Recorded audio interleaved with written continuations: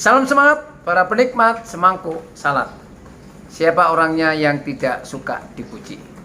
Semua orang, siapapun dia, pasti suka dipuji. Karena dengan dipuji, kita akan merasa dihargai dan kita punya harga diri. Saudara terkasih dalam kasih Tuhan Yesus Kristus, kalau kita sadar dan mengerti bahwa setiap orang, termasuk saudara dan saya, suka dipuji, mari kita juga belajar mengapresiasi orang lain, karya mereka, kerja mereka, waktu yang sudah mereka berikan, bantuan mereka, kehadiran mereka. Mari kita belajar mengapresiasi mereka.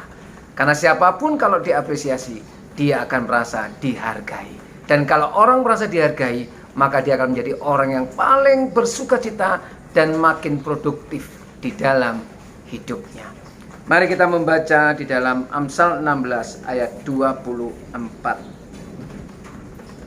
Perkataan yang menyenangkan adalah seperti sarang madu, manis bagi hati dan obat bagi tulang-tulang. Sekali lagi, perkataan yang menyenangkan, termasuk pujian, termasuk apresiasi, adalah seperti sarang madu, manis bagi hati dan obat bagi tulang-tulang. Bayangkan kalau saudara sebagai staf atau pekerja di sebuah kantor atau sebuah perusahaan.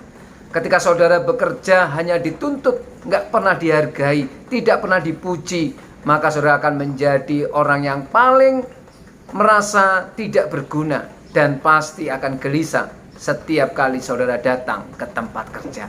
Bayangkan kalau saudara menjadi anak-anak yang tidak pernah diapresiasi oleh orang tua saudara, tidak pernah dipuji pencapaian-pencapaian saudara, maka saudara akan menjadi anak-anak yang paling malang. Demikian juga dimanapun kita berkomunitas, ketika salah satu orang pribadi, bahkan yang terdekat dengan kita, tidak pernah kita hargai, maka dia akan kehilangan kebahagiaannya. Dan dia akan merasa orang yang paling malang di dunia ini. Suami, hargai dan puji istrimu. Istri, hargai dan puji suamimu. Orang tua, hargai dan puji anak-anakmu. Anak-anak, hargai dan puji orang tuamu. Sebab dengan begitu, maka terciptalah iklim komunitas yang saling membangun. Hanya dengan kalimat, perkataan-perkataan yang menyenangkan, pujian yang tulus, sehingga orang itu merasa dihargai. Dan orang yang dihargai akan merasa nyaman dan akan semakin produktif dan berbahagia hidupnya.